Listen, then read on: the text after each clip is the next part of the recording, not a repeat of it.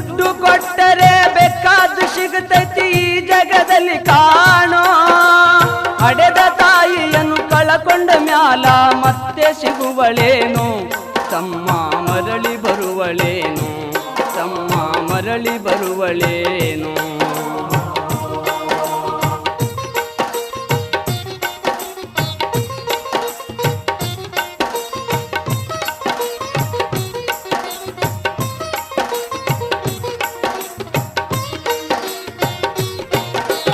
ಒಂಬತ್ತು ತಿಂಗಳ ಸಂಕಟ ನೀಡಿ ಹೊಟ್ಯಾಗ ಬೆಳೆದಲ್ಲೋ.